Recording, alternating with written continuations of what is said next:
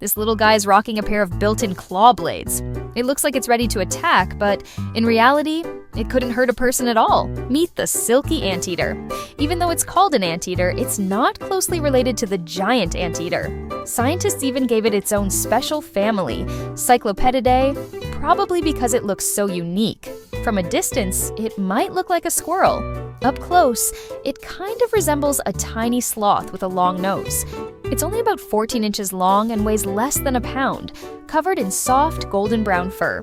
Silky anteaters mostly eat ants, but also snack on small insects and fruit. They live in Central and South America, spending most of their time in trees. Their most interesting feature? They move really slowly, kind of like sloths. They're completely harmless to humans, but when they feel threatened, they'll slowly stand up and raise their clawed hands near their head, trying to look intimidating. Does it work? Well, not really.